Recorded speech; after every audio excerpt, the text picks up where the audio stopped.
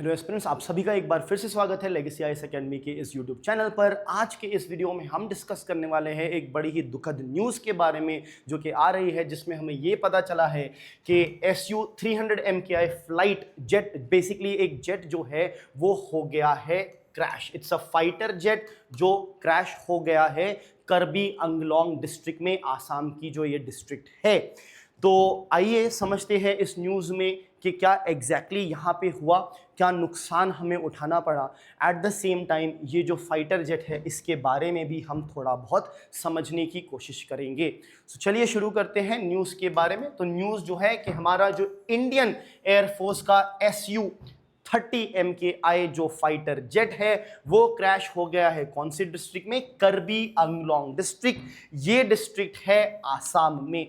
अब ये जो एयरक्राफ्ट है, इंपॉर्टेंट है ये जानना कहाँ से कहाँ पे ये बेसिकली उड़ान भर रहा था।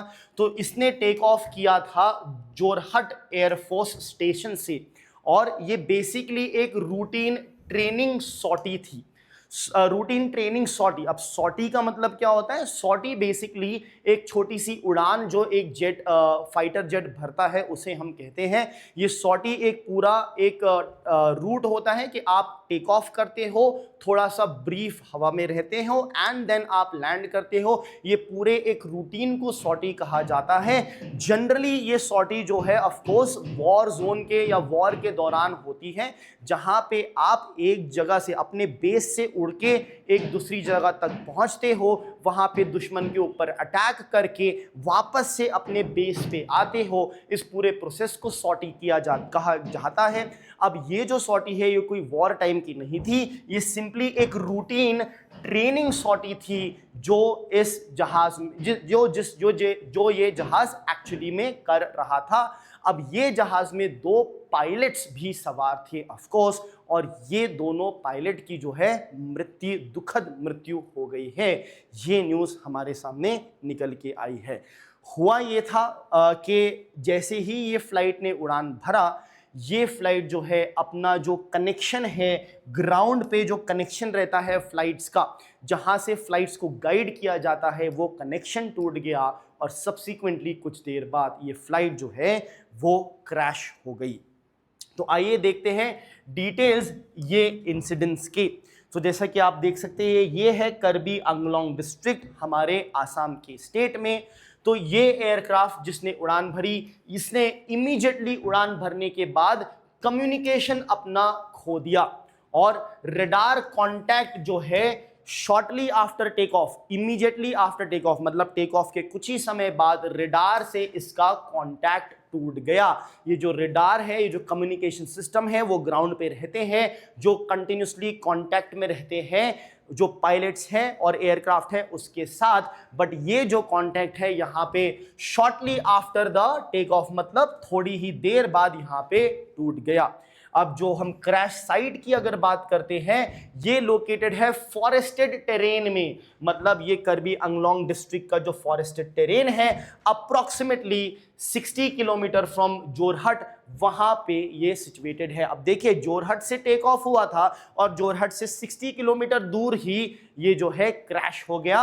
मतलब ये ज्यादा पल का डिफरेंस नहीं है। 60 किलोमीटर लगता काफी है, बट एक जेट एयरक्राफ्ट में ये काफी कम समय का डिस्टेंस होता है। तो वहां पे जब ये क्रैश हुआ तो लोकल रेसिडेंट्स हैं, ऑफ कोर्स उन्होंने आवाज सुनी इस क्रैश की, जिन्होंने फिर नोटिफाई किया गया, और फिर एयरक्राफ्ट डिसअपीयर, बेसिकली उसी समय पे जो एयरक्राफ्ट है रडार से पूरी तरह से डिसअपीयर हो चुका था।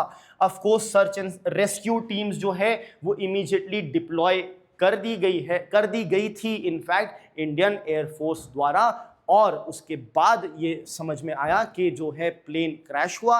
एट द सेम टाइम दोनों पायलट्स जो थे, दोनों इंडियन एयरफोर्स के पायलट्स ने अपनी जान गंवा दी इस एयर क्रैश में। नाउ अब समझते हैं ये SU-30 ये है क्या। ये basically one of the most advanced fighter aircraft है हमारे इंडियन एयरफोर्स में। अब ये डेवलप किसने किया है? डेवलप किया है सुकोई ने। सुकोई बेसिकली रशिया। सो ये हमारे जो सुकोई एयरक्राफ्ट है ये रशियन एयरक्राफ्ट है, ठीक है। ये मैन्युफैक्चर्ड किए जाते हैं by Hindustan Aeronautics Limited. Under licence. तो यहाँ पे रशिया और इंडिया दोनों कैसे इन्वॉल्व है? देखिए, जब हम कुछ इक्विपमेंट खरीदते हैं किसी कंट्री से, खास तौर से रशिया से, तो रशिया हमारा ऑल वेदर फ्रेंड है। हमारी और रशिया की फ्रेंडशिप काफ़ी स्ट्रांग है। तो रशिया सिर्फ हमें वो इक्विपमेंट एक्सपोर्ट नहीं करता बल्कि टेक्नोलॉजी भी ट्रांसफर करता है। तो इनिशियली हम रशिया के साथ मिलके उस टेक्नोलॉजी को यूज करके वो इक्विपमेंट बनाते हैं और आगे चल के हम अकेले ही वो इक्विपमेंट बनाने की क्षमता डेवलप कर लेते हैं। तो यहाँ पे भी ऐसा ही हो रहा है।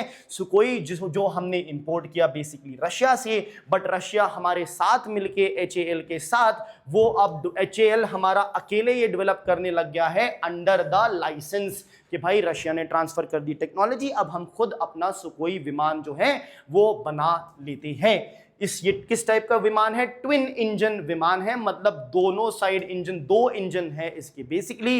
ये ऑल्सो ट्विन सीटर है बेसिकली। सामने में पायलट रहता है, पीछे में डायरेक्टली आपको गाइड कर, पायलट को गाइड करने वाला को पायलट कह सकते हैं, वो वहां पे रहता है।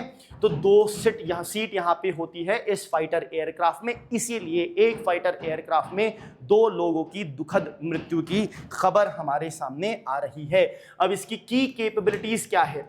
ये इक्विप्ड है advance radar and avionics system के साथ। जी हाँ, अब हमने देखा कि रडार जो है वो तो ग्राउंड पे बेस था जिससे कनेक्शन टूट गया। अब ये एयरक्राफ्ट में भी रडार कैसे? ऑफ कोर्स तभी रडार और रडार का कम्युनिकेशन होता है, that is one thing. Second thing ये है कि आपका जो जेट एयरक्राफ्ट होता है उसमें भी रडार होता है ताकि वो उस रडार से एनिमी एयरक्राफ्ट को आइडेंटिफाई कर सके और उस रडार की मदद से उसके ऊपर मिसाइल्स लॉक कर सके उसको डिस्ट्रॉय करने के लिए। इसलिए रडार जो है वो एयरक्राफ्ट के ऊपर भी होता है।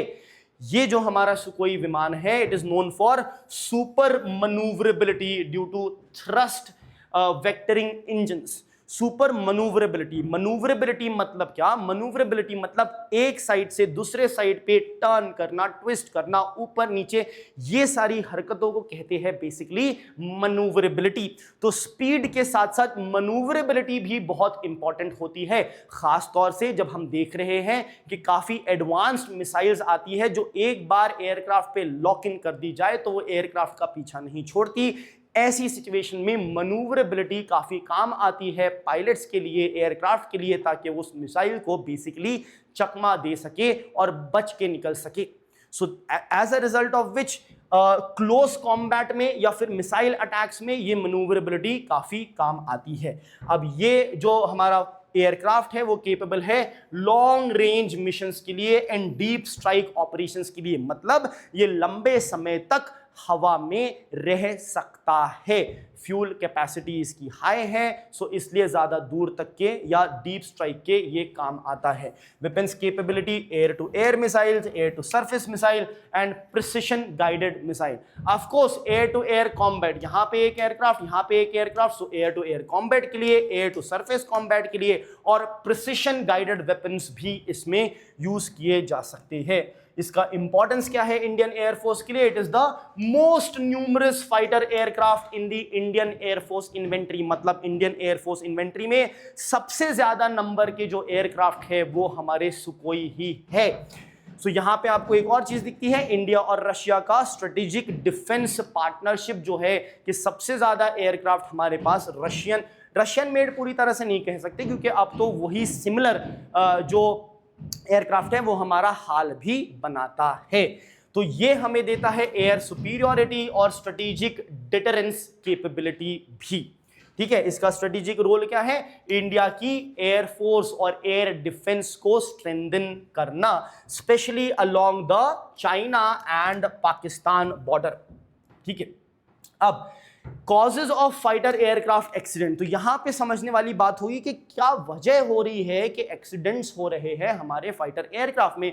तो वजह हो सकती है, कभी कभी वजह टेक्निकल हो सकती है, कभी मैकेनिकल हो सकती है, इन्वायरमेंटल फैक्टर्स भी हो सकते हैं, जैसे कि एक छोटी सी चीज मान लीजिए चिड़िया आके टकरा गई या वेदर कंडीशंस थोड़ी खराब थी जिस वजह से इश्यूज हो जाते हैं। कभी कभी ऑपरेशनल और ह्यूमन एरर भी आ सकते हैं, कभी मेंटेनेंस रिलेटेड इश्यूज भी हो सकता है।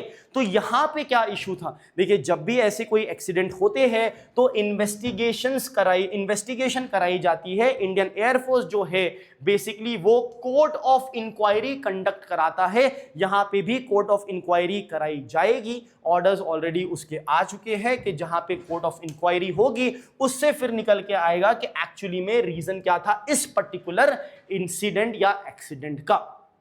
ठीक है, अब यहां पे इससे क्या सिग्निफिकेंस इस इंसिडेंट से निकल के आ रहा है वो ये है कि रिस्क एसोसिएटेड है हाई परफॉर्मेंस मिलिट्री एविएशन में। जब हाई परफॉर्मेंस मिलिट्री एविएशन होते हैं उसमें रिस्क आते हैं, भले ही वो ट्रेनिंग क्यों ना हो, end of course real life war scenario में तो एनिमी का थ्रेट तो रहता ही है। It emphasises the importance of pilot training and operational safety protocols, कि अगर कनेक्शन टूट जाए या कुछ कम ज्यादा हो जाए तो व्हाट आर द प्रोटोकॉल्स, उसकी proper training, of course training होती है। They are pilots, that to Indian air force के पायलट्स, तो रिगरस ट्रेनिंग होती है, बट यहां पे हमें उसे और ज्यादा स्ट्रेंथन करने की एज सच जरूरत आती है। अब वो तो कोर्ट ऑफ इंक्वायरी से निकल के आएगा कि एक्चुअल रीजंस क्या हैं, बट जो भी सारे रीजंस हो सकते हैं उन सारे रीजंस को एड्रेस करने के लिए जरूरत है यहां पे। नॉट सेइंग दैट के वी आर वीक या हम कमजोर पड़ गए हैं या इनकेपेबल है, not in that sense, in the sense that जितनी भी ट्रेनिंग है, जितनी भी स्किल इंप्रूवमेंट है, टेक्नोलॉजिकल एडवांसमेंट है, प्रोटोकॉल्स है, उसको और स्ट्रेंथन कर दिया जाए। अगर वो 99.99% पे है तो इसको भी हमें फर्दर इंप्रूव करने की जरूरत है। धन्यवाद।